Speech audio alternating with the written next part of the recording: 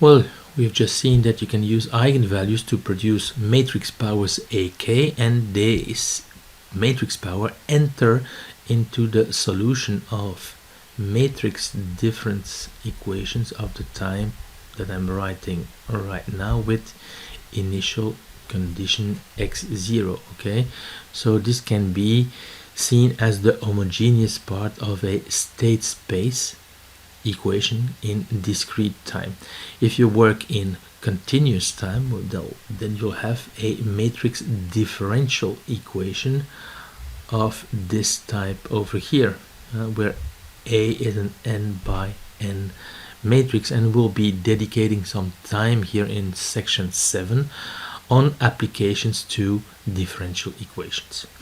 If you look at the scalar equivalent of this one here, you obtain this equation, and if you solve this using, for instance, separation of variables, you end up with this solution over here, where c is some constant that you can find from the initial conditions. Okay, so you consider the solution at times t equals 0. Well, in this case here we have a matrix differential equation. You have an n by n matrix, so in the n by n problem you would have, well, you would expect terms like this one, so you would expect n exponential terms like this one in the solution x of t. So you can easily show that there are n pure exponential solutions of this type to the original equation that you've got over here, and here lambda I and vi are eigenvalues and eigenvectors of the matrix A. Okay, you know that these eigenvalues and these eigenvectors, well, they are the solution of this equation over here. Okay, let's see that this is indeed a solution of the differential matrix equation. So if you take the image by A, you obtain this thing over here. A times vi is lambda I vi. Okay, it's written already over here, so you obtain this thing over here, and this is indeed the time derivative of this quantity over here. So indeed they are solutions of this matrix differential equation. You know that if you have two solutions, x and y of the differential equation, well, their linear combination is also a solution of the matrix differential equation. So here, from these n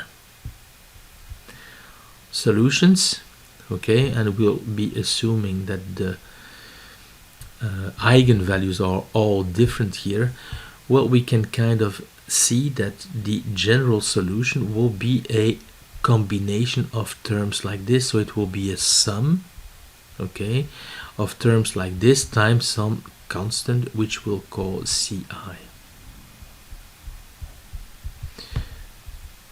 Okay, and we'll see indeed that this is the solution of this matrix differential equation if the eigenvalues are different. So let us take a simple example here of this type of matrix differential equation in the 2 by 2 case. So here is the matrix A. This is indeed a coupled system. So we have coupled differential equations. So the first differential equation is x1 dot is equal to x2. And the second one is x2 dot is equal to x1, okay, and x1 0 is 4 and x2 0 is 2 over here. So indeed these are coupled differential equation because the differential or the time derivative of x1 depends on x2, and you have something similar for the time derivative of x2. It depends on x1. Okay, so we know that we have to obtain the eigenvalues, eigenvectors. So this matrix A here is a permutation matrix, and we know that permutation matrices have eigenvalues that are either 1 or -1, and the first one is 1 and the second one is -1. The trace should be the sum. This is true. Okay, it's 0. Determinant is -1 and the product is -1. So that's another way to check. Okay, so we're looking for the eigenvector associated to lambda 1 equals 1. We need a vector such that if you permutate the rows, you obtain the same vector, and this leads to 1, 1. So the second eigenvector, we need a vector. If you permutate the rows, you obtain the opposite vector, so this will be v2 over here. Okay, so we have found the eigenvalues and eigenvectors. We will see how we can use this to obtain the solution.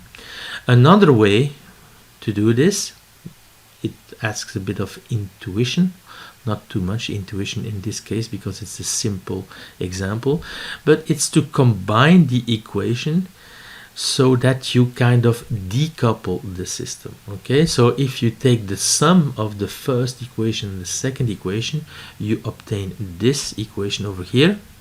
Okay, so you see that it's decoupled because you can see this as one variable and you have the same variable over here.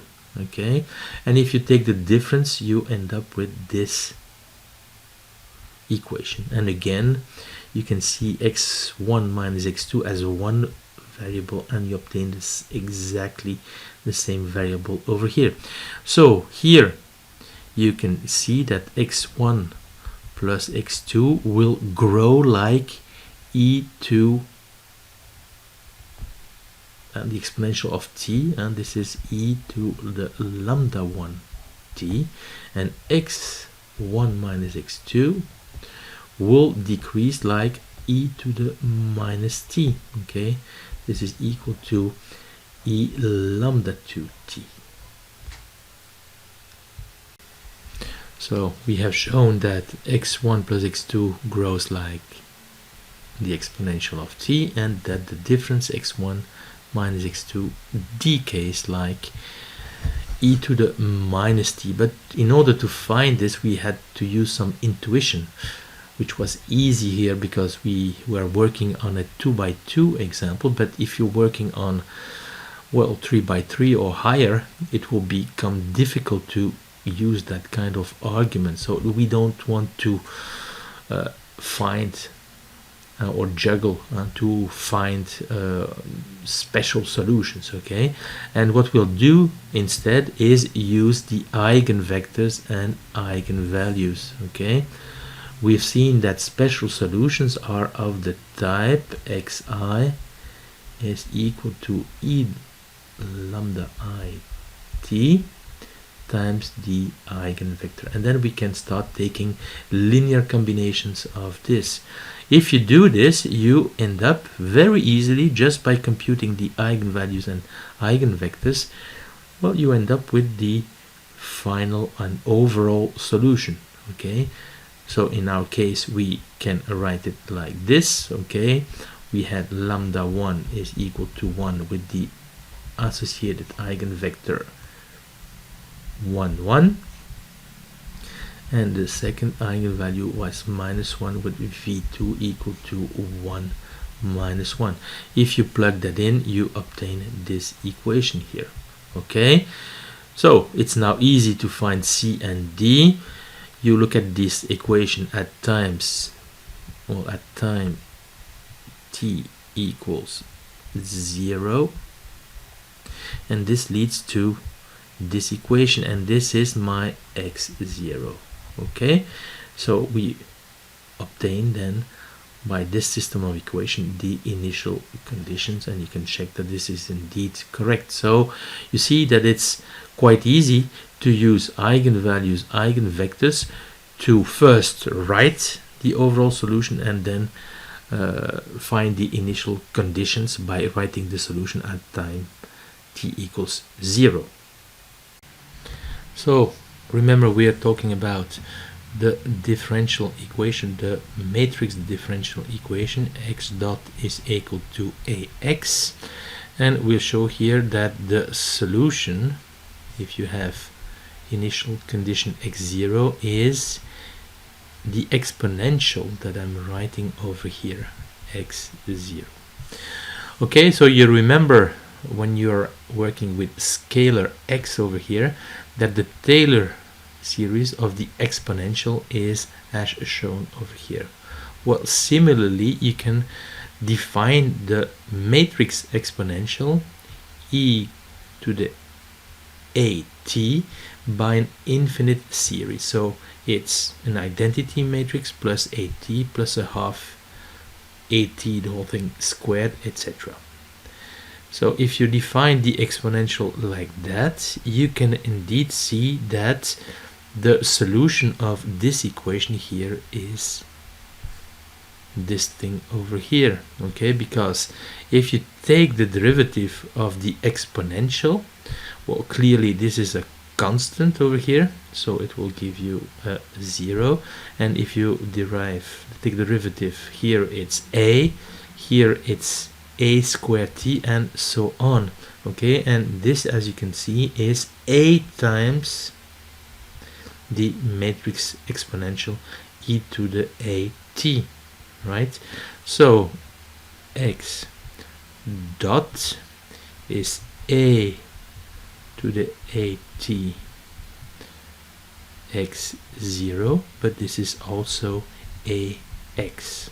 Okay, so indeed this x over here is the solution of this matrix differential equation. Okay, so you can also see that the eigenvalues of the exponential e to the at are the quantities here e to the lambda it, and that the eigenvector and the underlying eigenvector is the eigenvector vi.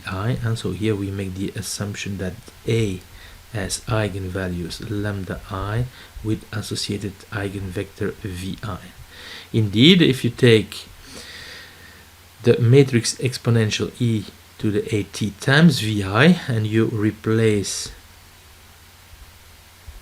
the matrix exponential by its definition, you can obtain that, of course, this is vi. This will be lambda I t, and you can continue, and this is indeed the Taylor series of e to the lambda I t. Okay, so we've proven that this thing here is equal to this thing here, and so this must be the eigenvalue of the matrix exponential. Okay, so we've proven that this is the solution of the matrix differential equation that is over here, and this is quite general. This is even the case when it's not possible to diagonalize A. When it's possible to diagonalize A and you have n independent eigenvectors, okay, then you remember that you can write this thing here, and this is the equation that is underlying diagonalisation. Remember that the matrix exponential e to the at is identity matrix plus at plus a half a square t square, etc. And now I can, well, if this holds, of course, then you have also that a is equal to s lambda s minus 1. So what I'm doing over here is replace a by this expression, and I'm doing this 2 times over here. Remember that this is here an identity matrix. Okay, so we end up with this expression here because, well, here the s you can factor it out on the left, and the s minus 1 you can factor it out on the right. Okay, so you obtain this expression here in the middle, and this is, well, the infinite series, the infinite sum for E lambda t. Okay, so we obtain this equation over here that you can actually use to compute the matrix exponential e to the at. Okay, and I refer to the course of state space control, where we'll do quite a few exercises to compute this matrix, and we'll do this with eigenvalues and eigenvectors. We'll see that there are two other methods that can be used as well. Well, we've just shown that you could compute the matrix exponential e to the at as s e to the lambda t s minus 1. Okay, so you obtain the eigenvalues lambda I and eigenvectors vi of the matrix A. Okay, and S is simply a matrix where you stack the vectors. Okay, and e to the lambda t is a diagonal matrix, e lambda 1t and up to e to the lambda nt. Okay, so this allows you to compute the matrix exponential by doing, well, a computation of eigenvalues, eigenvectors. In some cases you can use the infinite series for some matrices A, because some matrices have the property that for some exponent I, AI is a zero matrix. Okay, so this definition with an infinite series, an infinite number of terms in the sum, suddenly has a finite number of terms in the sum, and the definition becomes interesting to use. So let's, for instance, take this matrix here, A 0 1 0 0, A square. You will see that it's an zero matrix. Okay, so if we take the matrix exponential of this matrix over here, we'll have e to the at, and we just have to take the two first terms. It's an identity matrix 1 0 0 1. That's an identity matrix of dimension 2, plus 0 1 0 0 times t. This is A. So we find the matrix exponential quite easily. It's simply 1 t 0 1. So what we're doing in this slide, we have been doing for the difference equation x of k plus 1 is equal to a x k, okay, with x0. Okay, and we had seen that the solution could be written as a sum of the ci lambda I k vi. So you could find the solution in terms of the eigenvalues and eigenvectors.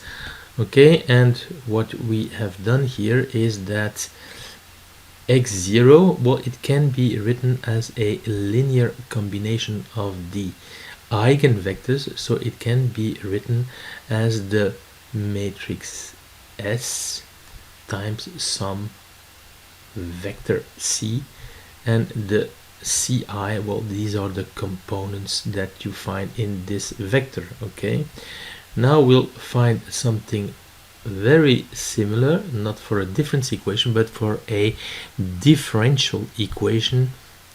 X dot is equal to ax, and x here is a matrix. We've seen that the solution was e, and matrix exponential e to the at times x0. We can rewrite this matrix exponential like this.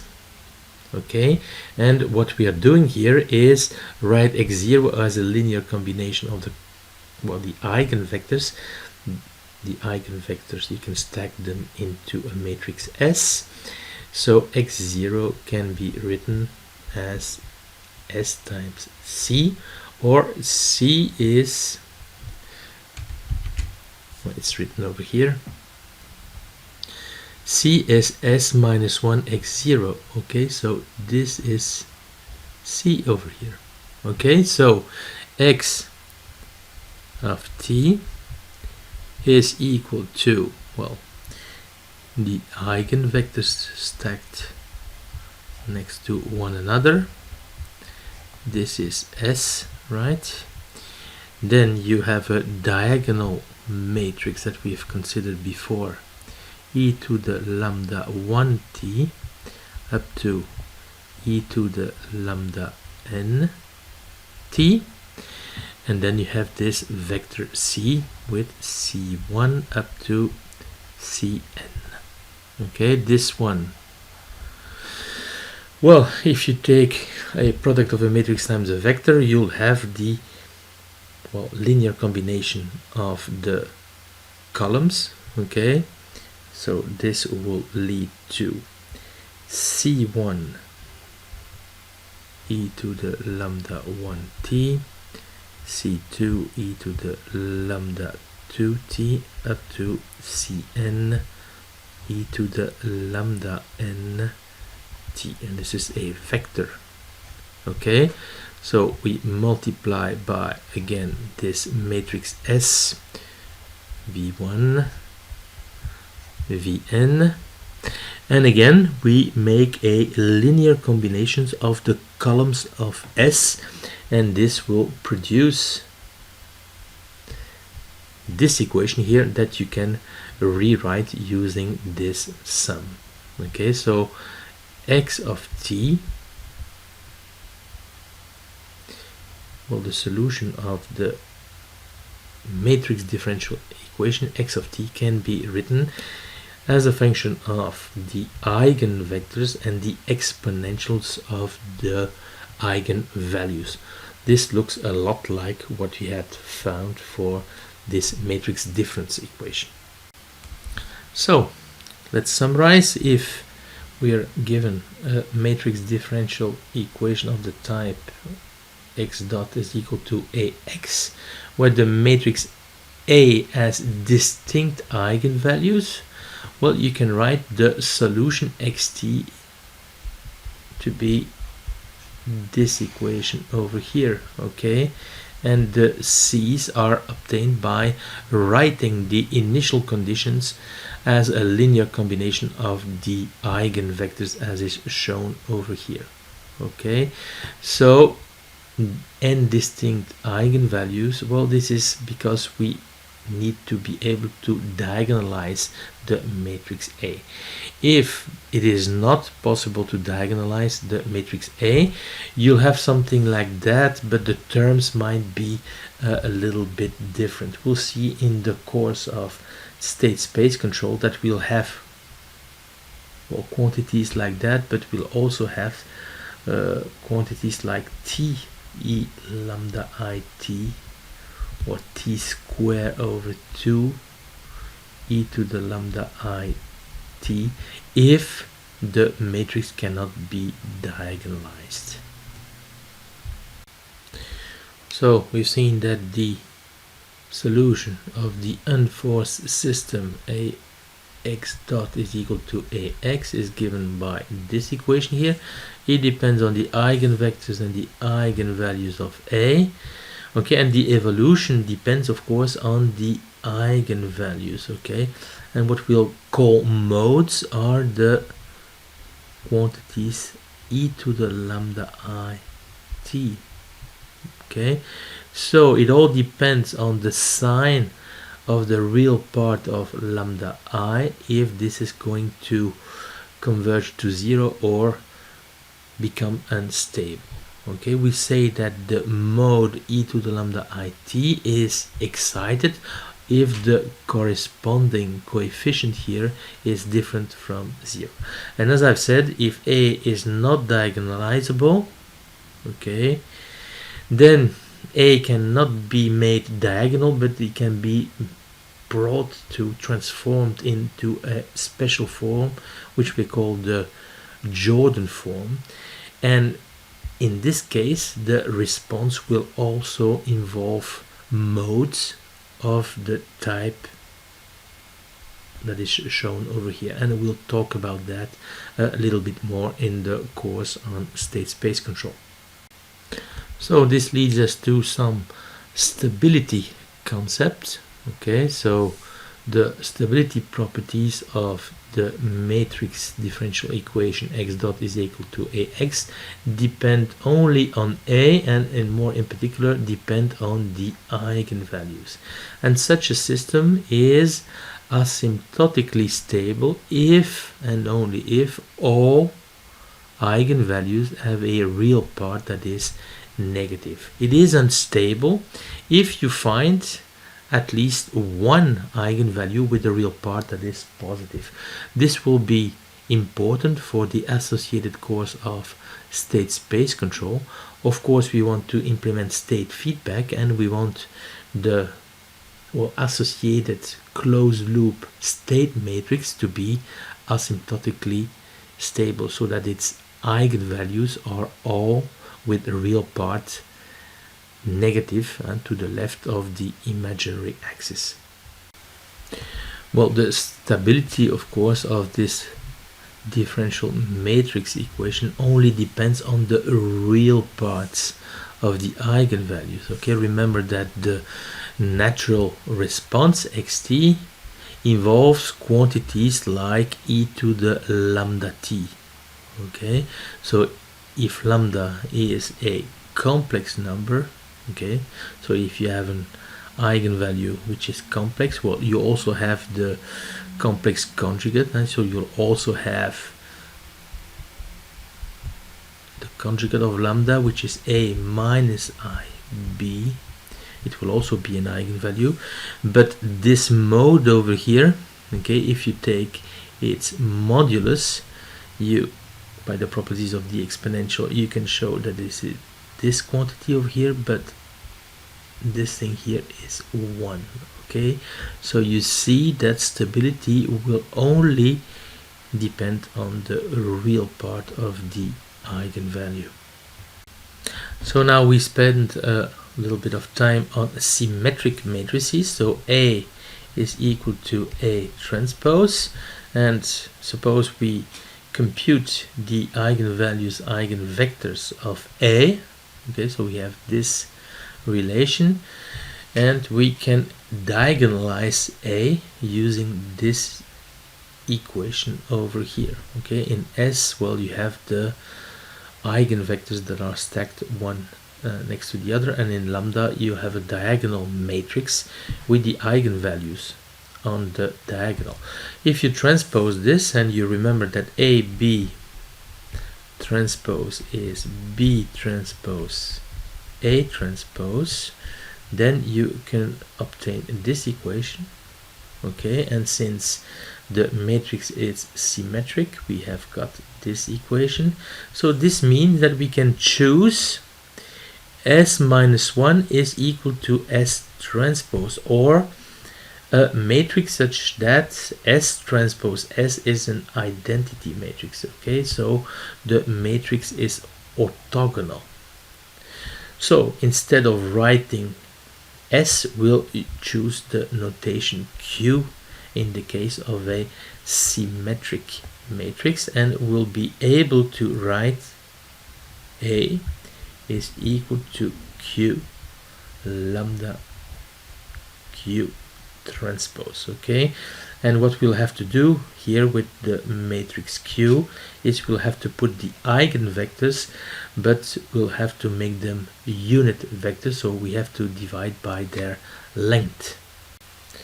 Well, a symmetric matrix can be decomposed as follows. We will show later that the eigenvalues are necessarily real. okay, and that you can choose orthonormal eigenvectors.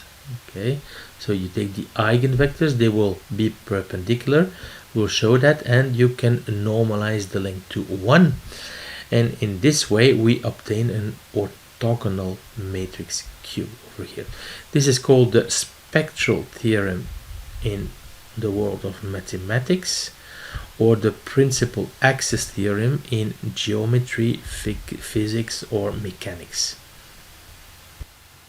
So let us take a small example over here with the matrix A, which is obviously symmetric, but it's also singular, right? Since it's singular, we know that we'll have an eigenvalue which is 0, and we know that the other one will be the trace, because we know that the sum of the eigenvalues is the trace of the matrix. Okay, so we plug lambda 1 in here, times v1 must be 0, and you see that this is something that solves this system of equation. Okay, since lambda 1 is equal to 0, this is simply looking for solutions. Ax is equal to 0, so this one is in the null space of A. Okay, so the eigenvector associated to lambda 2 is equal to 5. You plug it in over here, you end up with this matrix, and this matrix times v2 must be 0, and we see that this vector is a solution. Okay, this one is in the column space because it's simply column 1. Okay, so it's in the column space, and we have found two vectors that are indeed orthogonal. Okay, see, if you take the scalar product v1 v2, you have got 0. They're orthogonal but not yet orthonormal. Okay, so the length of both vectors is square root of 5, so Q can be constructed as 1 over square root of 5 2 minus 1, and this is the vector v1 that has been normalized, and the other one is 1 2. So we had seen that the vector v1, which was 2 minus 1, it was in the null space, and v2, which was 1 2, was in the column space. Okay, the fundamental theorem says that the null space is orthogonal to the row space. Here we have that the null space is orthogonal to the column space. How is this possible? Well, this is simply because of the symmetry. Okay, so we had obtained orthonormal eigenvectors by simply dividing by the length, and for both vectors it's square root of 5. So this is how we obtain the matrix Q. We remember that A is Q lambda Q transpose, so we can write this equation over here. Well, here we want to, well, in the next slides we want to show that a symmetric matrix has a real eigenvalues, but we start here with a general property of a real matrices. Okay, so we're talking about a real matrices, and they are general. Okay, not necessarily symmetric, general real matrices. And this theorem says that if there is a complex eigenvalue lambda and a complex eigenvector v, they come in conjugate pairs. Okay, so if A times V is lambda V and lambda is complex, V will be complex, well, then you also have an eigenvalue which is the complex conjugate of lambda, and an eigenvector which is the complex conjugate. Okay, suppose that A has a complex eigenvalue lambda, we have got this relation over here, and so what we'll do is take conjugates on this equation. But remember that we are considering general real matrices, so the complex conjugate of A will be A itself. It's a matrix with real elements. Okay, so when we take the conjugate of this one, we'll have A times V conjugate is equal to lambda conjugate V conjugate. So we've shown that lambda conjugate is an eigenvalue and that the associated eigenvector is the conjugate of V.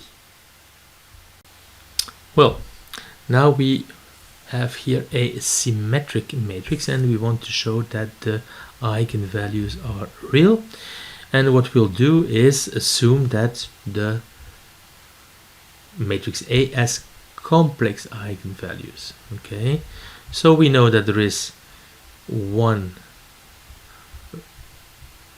eigenvalue which is lambda, and the other one must be lambda conjugate. Okay, and we have these two relations. Okay, so if we transpose this one, this leads to this equation. Okay, so we'll call this one 1 and this one 2. Okay, if we take the dot product or scalar product of the first equation with V conjugate, okay, so this means that we are writing V conjugate transposed over here and V conjugate transpose over here, and this is this thing here, and we take the second equation and we take the scalar product with V. We can write a V over here and a V over here. This leads to this equation over here.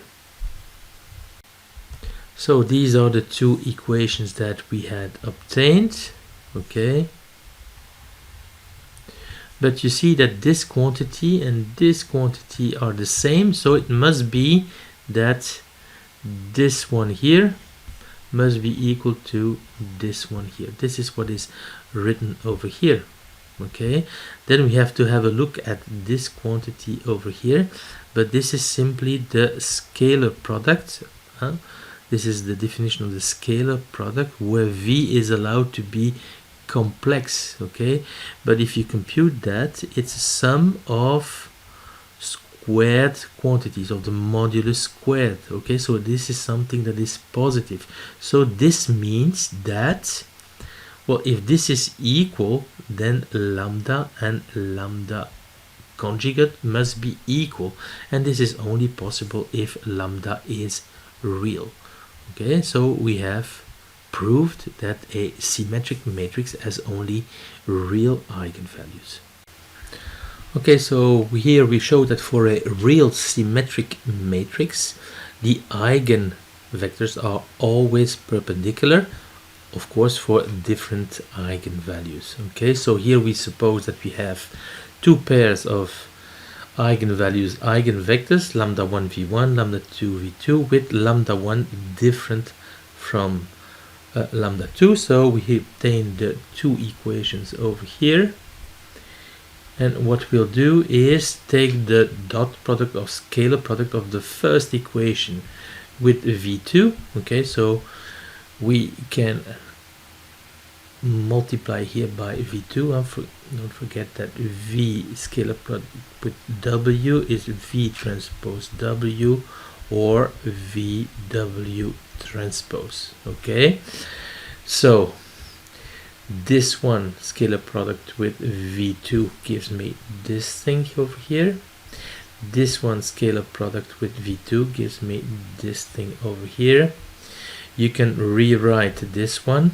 AB transpose is B transpose A transpose. So this leads to this equation, and now we take this one and we take the scalar product with V1. Okay, so this leads to this quantity over here, but this was equal to what we had done previously, and this equation scalar product with V2. Okay, if you take this one scalar product with V1, you obtain this quantity over here. So we have shown that this one here and this one here are both equal. Okay, since lambda 1 and lambda 2 are different, we have just shown that this quantity is 0, and that's the scalar product between v1 and v2. So we have proven that the eigenvector associated to lambda 1 is perpendicular to the eigenvector v2 associated to lambda 2. And both lambda 1 and lambda 2 are different. For some matrices, it is sometimes not possible to write s minus 1 as is equal to lambda. We have seen an example of that. This is simply because it's not possible to find n independent eigenvectors, so that you have an eigenvector for each eigenvalue, and those matrices cannot be diagonalized. This is for general matrices. If we consider symmetric matrices, it is always possible to diagonalize. Okay, so this is for matrices with the property A is equal to A transpose, symmetric matrices. It is always possible to diagonalize. You simply take the eigenvectors, you can choose them to be orthonormal, you put them into a matrix Q, and Q transpose A Q will lead to a diagonal matrix with the eigenvalues on the diagonal, and they will be real. Okay, we have just shown that for a symmetric matrix we can write, well, we had said Q transpose A is times Q is lambda. This is of course equivalent to A is Q lambda Q transpose. So in the matrix Q we put the orthonormal eigenvectors, the first one to eigenvector n. So this is columns over here, this is a diagonal matrix, and Q transpose, well, you can write it like this. The rows of Q transpose are of course the columns of Q that have been transposed. This thing over here, you can rewrite this as, well, linear combinations of the columns. So this means that you take the first row here times this one, so this will produce lambda 1 times the first row of Q transpose. Okay, and if you continue, this will lead to lambda n, and you take the nth row of Q transpose.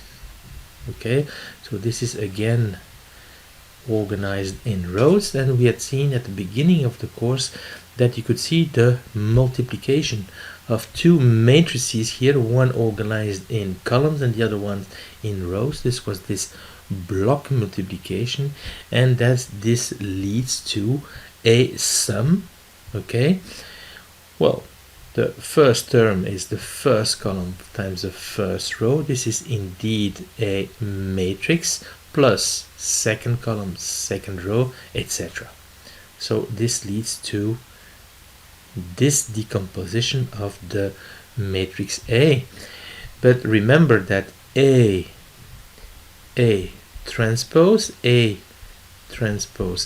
is a projection matrix. Here we have orthonormal vectors, so this quantity over here, scalar, is equal to 1. So these are all projection matrices, and we'll call them PI.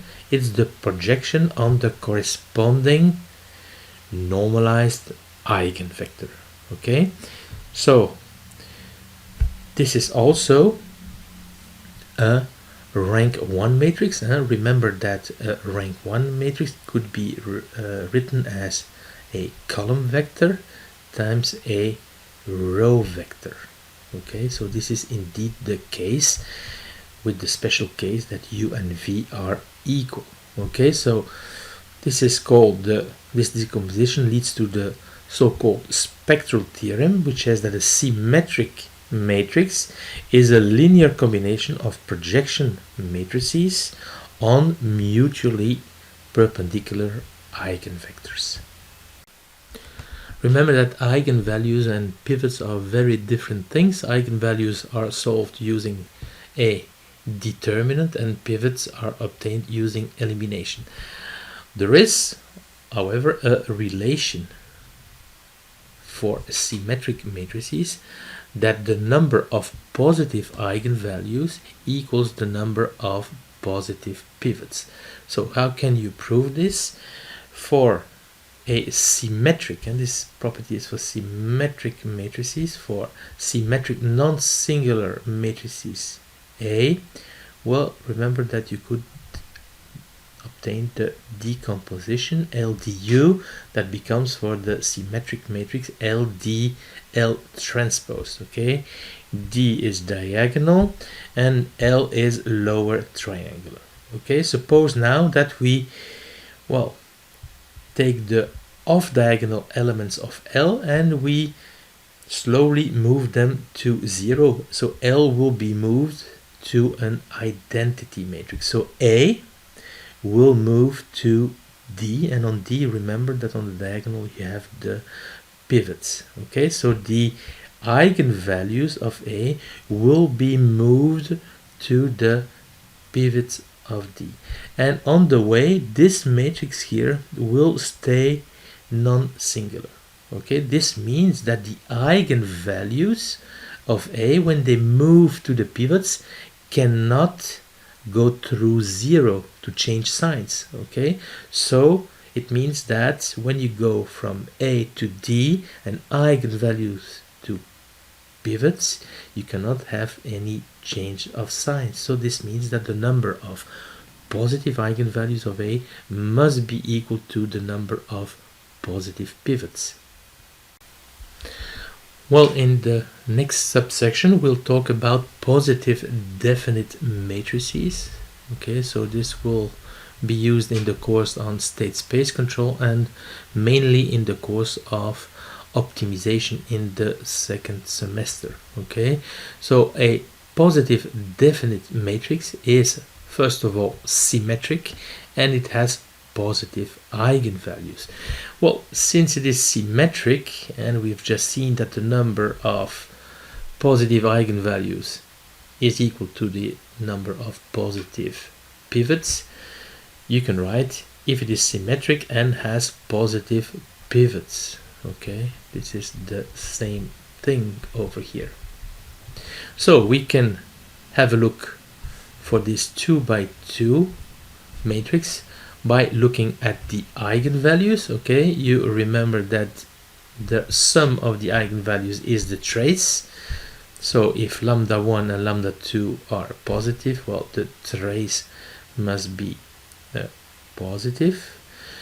Okay, so this leads to this condition over here, and the determinant AC minus B squared must be positive because lambda 1 and lambda 2 are positive. So this leads to two conditions. Well, we could also have a look at the pivots. Okay, by the way, for general matrices it's easier to check the pivots than the eigenvalues. It's easier to do elimination than to compute the eigenvalues.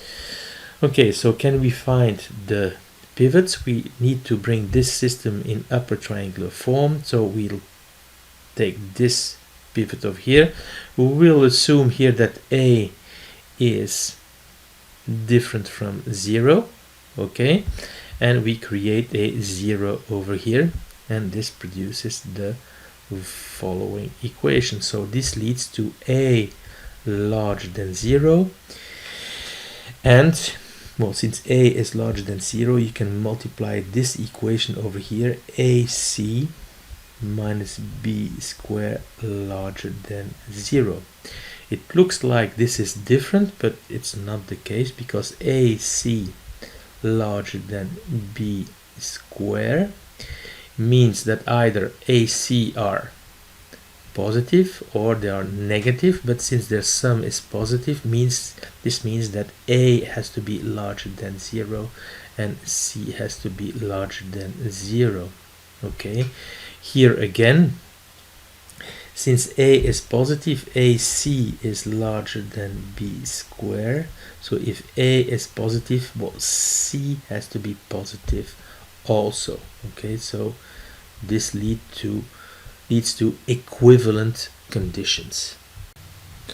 So we have just shown that there are conditions for the symmetric 2 by 2 matrix to be positive definite. Okay, and positive definite means positive eigenvalues, of course symmetric and positive pivots. And those conditions are that A is larger than 0 and that the determinant of A is larger than 0. So one way of saying this is that all upper left determinants are positive. And for instance, here you have one upper left determinant. It's simply the determinant of this matrix here, and the other upper left determinant is the determinant of the matrix itself.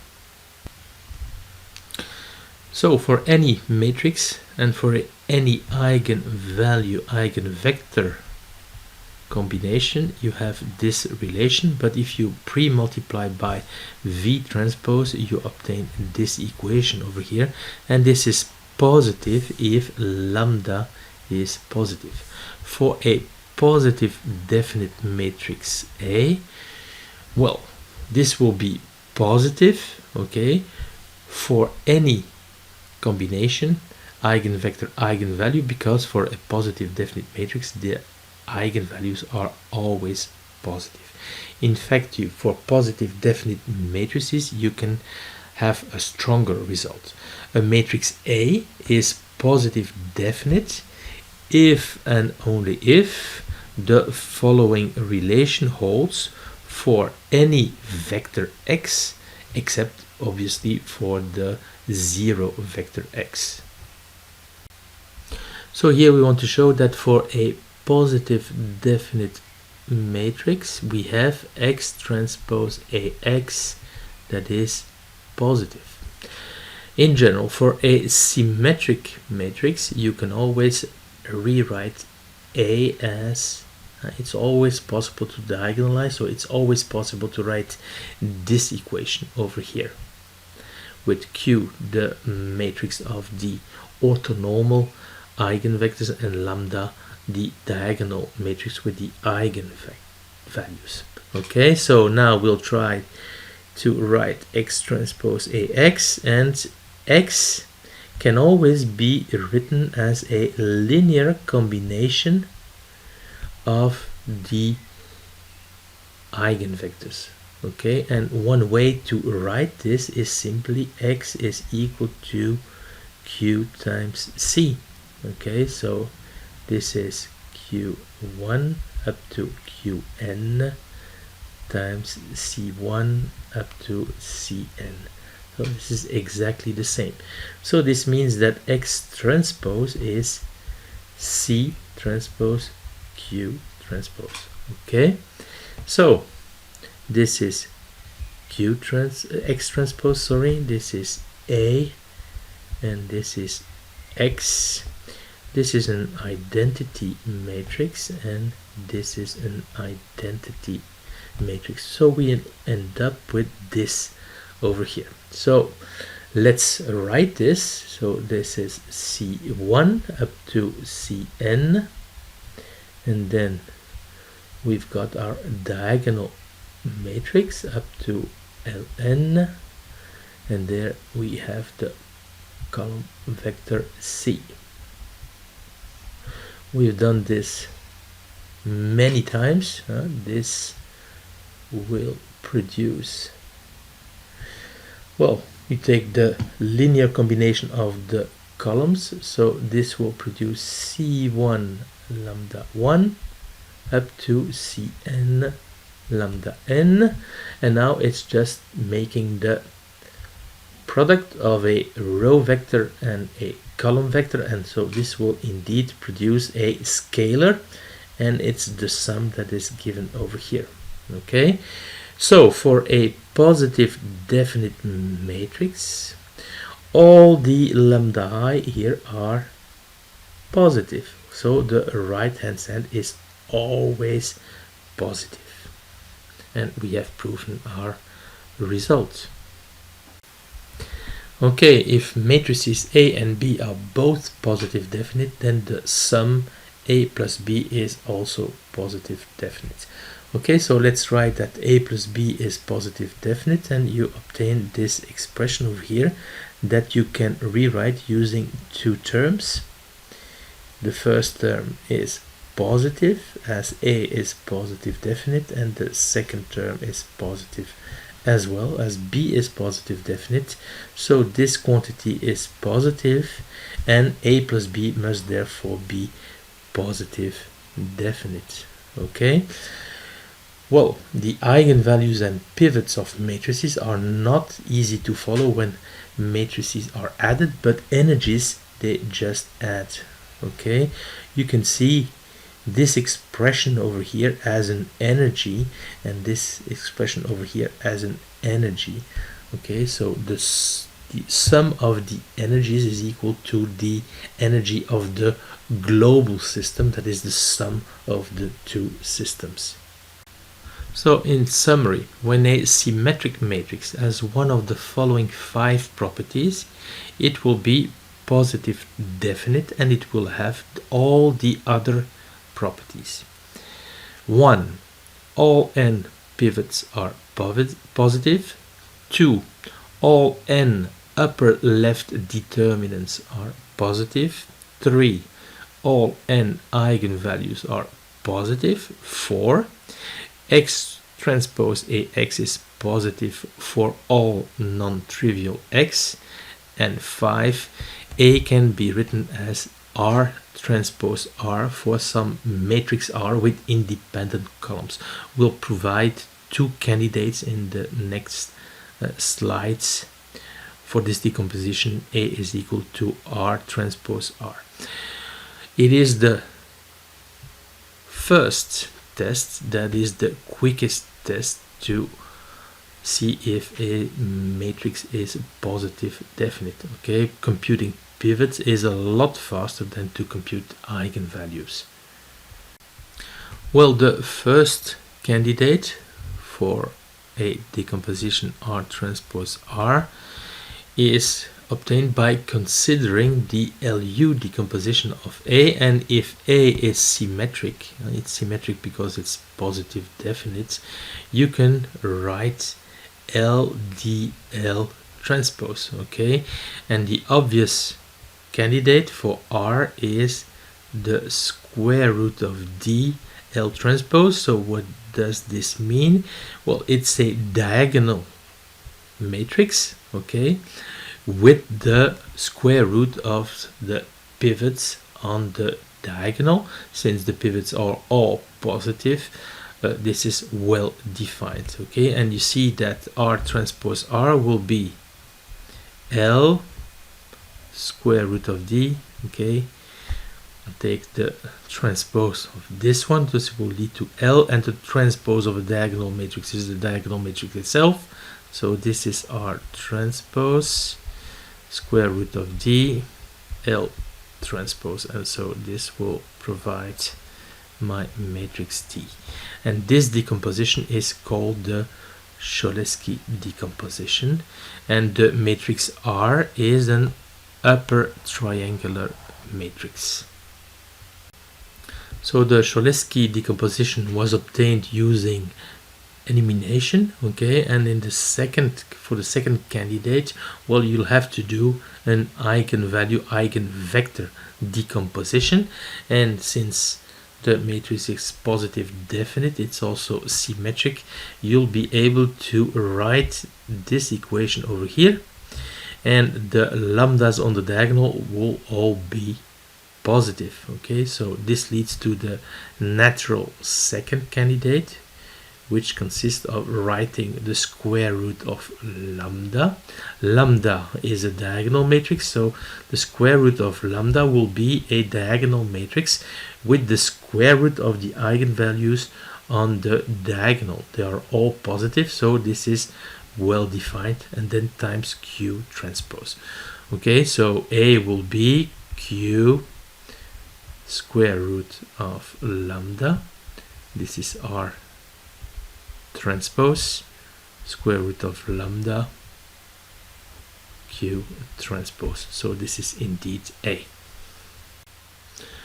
Okay, so we've talked about positive definite matrices. It's also possible to talk about positive semi-definite or non-negative definite matrices, and there X transpose AX is larger or equal to 0 for non-trivial X. And in this case, all the pivots and eigenvalues are non-negative, so they are larger or equal to 0. Okay, it's also possible to talk about matrices which are negative definite.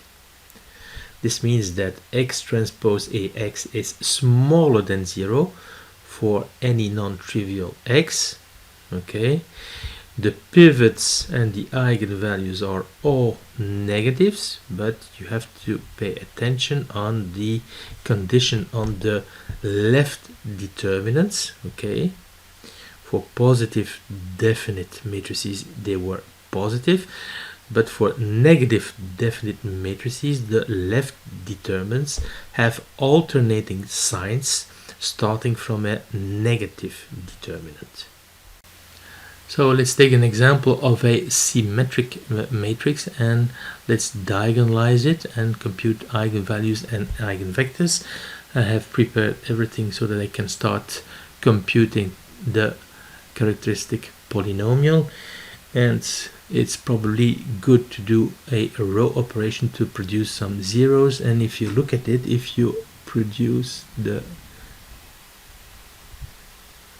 and if you implement the following row change, row 3 is row 3 minus row 2, you will have something interesting appearing. 7 minus lambda minus 4 minus 4 minus 4, 1 minus lambda minus 8 minus 4 minus, no, I'm just copying over here, I'm producing a 0 of course, and I will have here, well, lambda minus 9,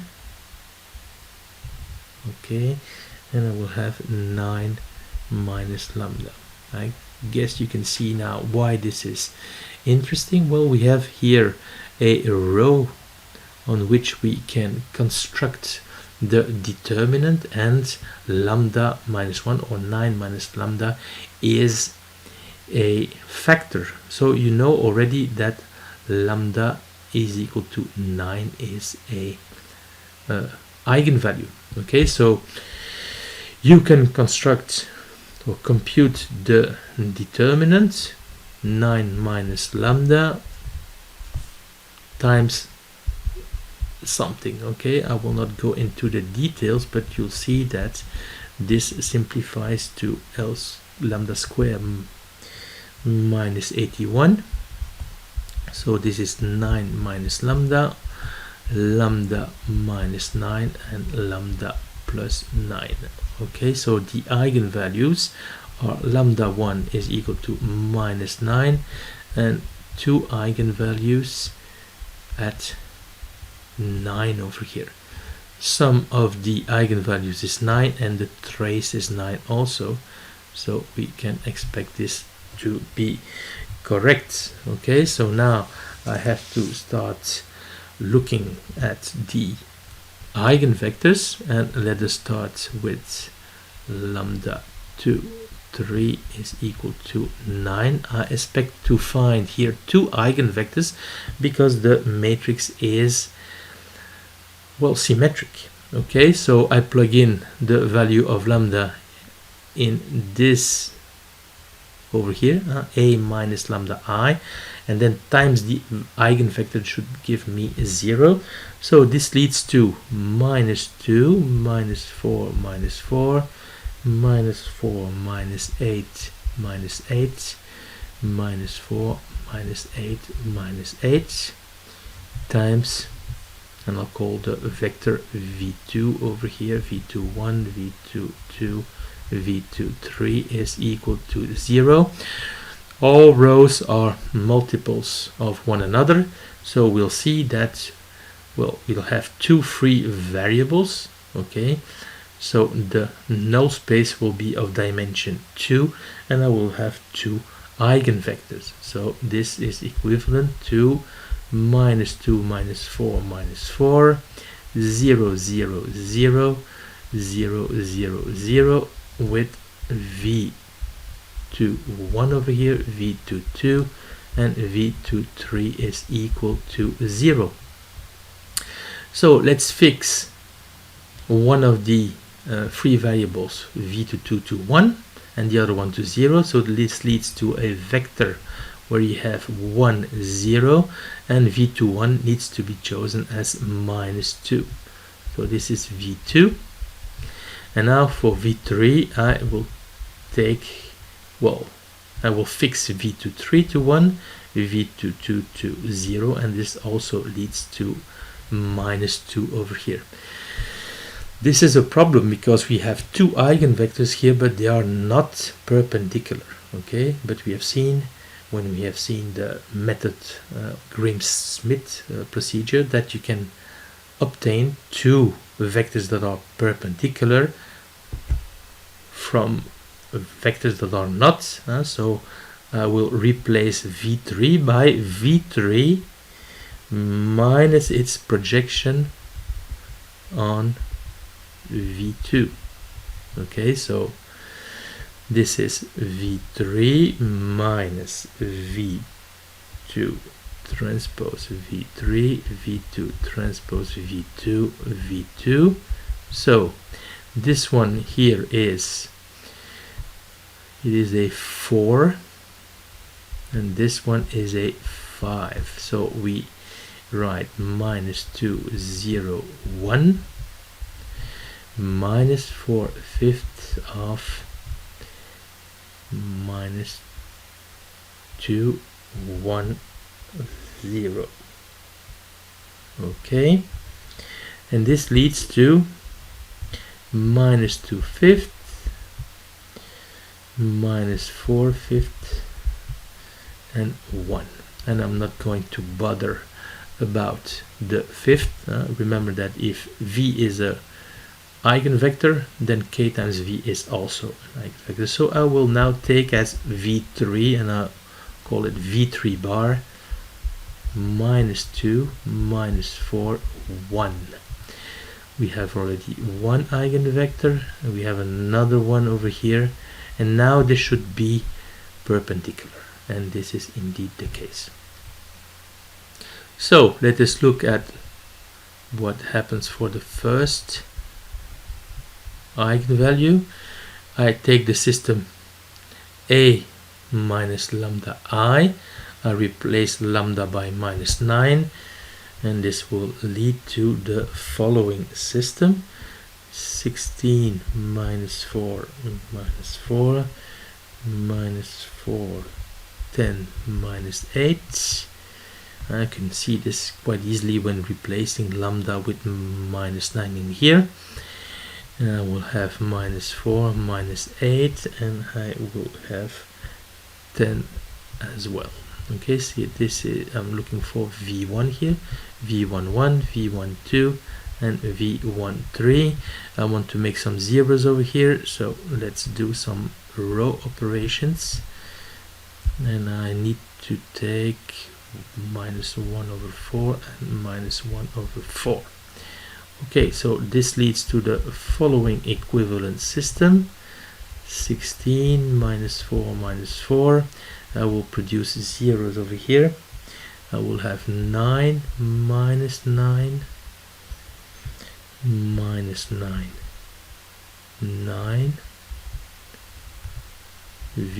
v11, v12, v13, and obviously this leads to 16 minus 4 minus 4, 0, 9 minus 9, 0, 0, 0 times v11, v12, v13 is equal to 0. Okay, so obviously I will have v12 is equal to v13. If I impose v11 to 1, I'll have 16 minus 8 times v12. I remember that this one, so v12 is equal to v13 will be equal to 2 over here. So I have another eigenvector which is 1, 2, and 2. Okay, so the matrix is symmetric. All eigenvectors should be perpendicular. We should check, and this is indeed the case. v1 and v2 are perpendicular. Here there's something wrong, and we can immediately see why. When I multiply by 5, I should have multiplied over here. You see that it's worthwhile checking this. So now it should be okay. Yes, it is okay. Okay, so remember that to construct the matrix Q, I have to normalize. Okay, so here the length will be square root of 9, so it's 3, so 1/3, 2/3, and 2/3. The length of this one is square root of 5, so minus 2 square root of 5.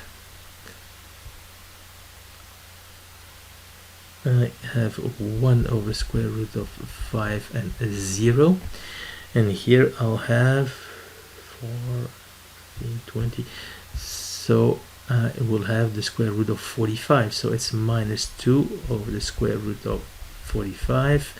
Minus 4 over the square root of 45, and 5 over the square root of 45. Okay, and we know that A is equal to Q lambda Q transpose, or Q transpose A. Q is equal to lambda. In our case, that will be, well, we have to put the eigenvalues in the same order, so it will be minus 9, 9, and 9. So let us show in every possible way that this matrix is positive definite, and the first thing that we have to check, of course, is that it is symmetric, and it is indeed the case. So the first thing that we could try is test if X transpose AX is positive for all X except the trivial solution X is equal to 0, right? So we can write X1, X2, X3 times the matrix X, 2, minus 1, 0, minus 1, 2, minus 1, 0, minus 1, and it's a 2 over here. I made a mistake when I copied the exercise. Okay, and then with X over here, X1, X2, and X3. Okay, so we'll first do this multiplication here. We'll have 2x1 minus x2, then we'll have minus x2 plus 2x2 minus x3, and then we'll have minus x2 plus 2x3, and then we have to multiply by x1, x2, x3. This will lead to 2x1 square minus x1, x2 minus x1, x2 plus 2x2 square minus x2, x3, and then we have minus x2, x3 plus 2x3 square. This can be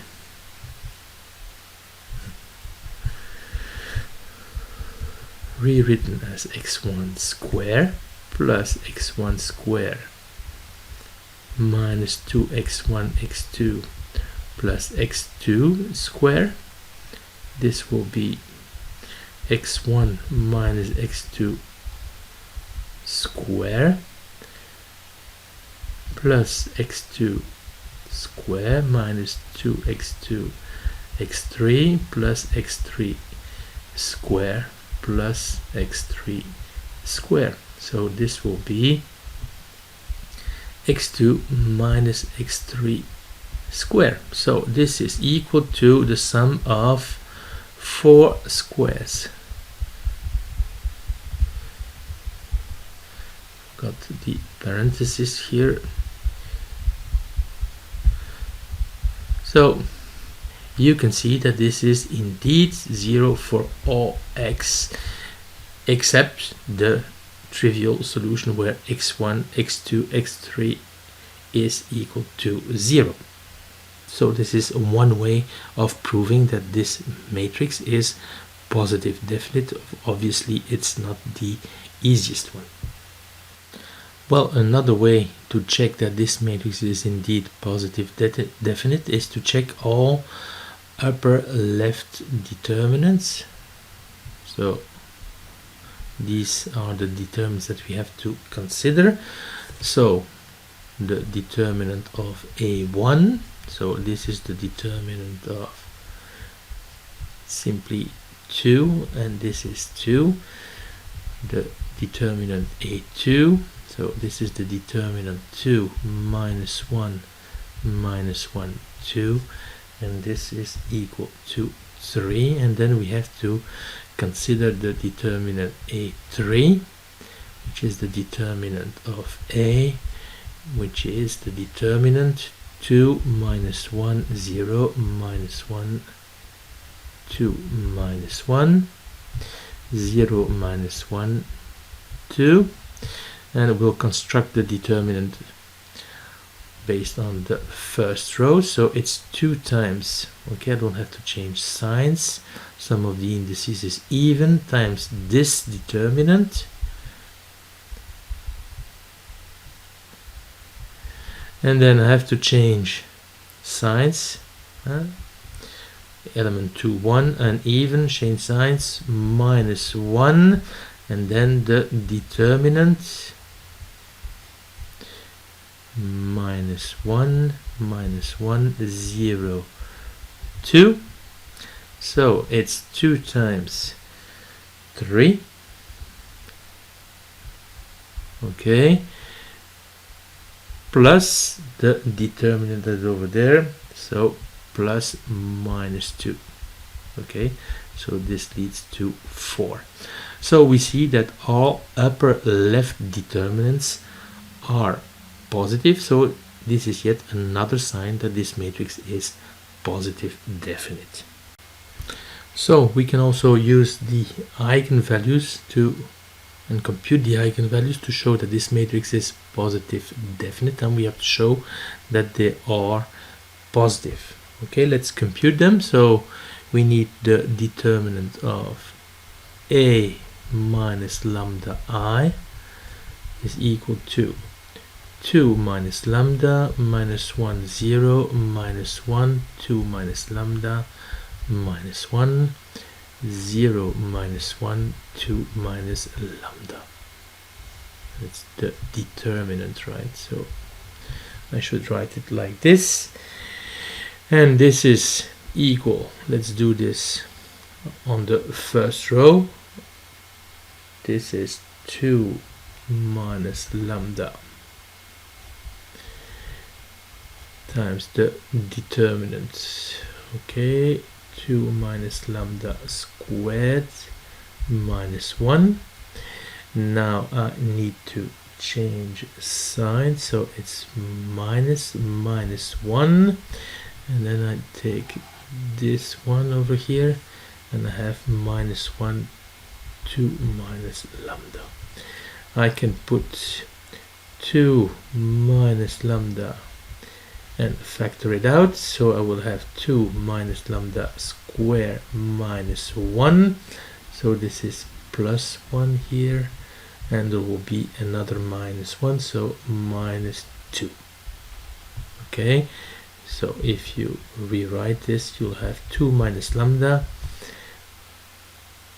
times lambda square minus 4 lambda plus 2. This looks right, and of course you'll have lambda 1 is equal to 2. This one will have roots 2 plus minus square root of 2. So we'll say that lambda 2 is equal to 2 plus square root of 2, and lambda 3 is 2 minus the square root of 2. So let's start with lambda 1 is equal to 2. So a minus lambda 1I times v1 is equal to, well, I'll have zeros on the diagonal, minus 1, 0, 0, minus 1, times v11, v12, and v13. It is obvious from line 1 and line 3, so equation 1 and 3, that v1 will have a second component that is 0, okay, and the second equation will leave v11 and v13 opposite, so I will take 1 over here and minus 1 over here. Let's do this for lambda 2 is equal to 2 plus the square root of 2. So we'll have a minus lambda 2, the identity matrix, times v2 is equal to, now we'll have minus square root of 2 on the diagonal, minus 1 over here, 0 over here, minus 1, and then v21, v22, v23 is equal to 0. Okay, so let's put v2 with a first element that is 1. From the first equation we see that we need a square root, no, a minus square root of 2. Okay, and from the third equation we see that we need a 1 over here. Okay, so lambda 3, 2 minus square root of 2, a minus lambda 3 identity matrix, the whole thing, times v3. This will give me square root of 2 on the diagonals, minus 1, 0, 0, minus 1, v3 1, v3 2, v3 3 is equal to 0. So v3 will take again the first element 1. From the first equation we need a square root of 2 here, and from the last equation we need a 1 over here.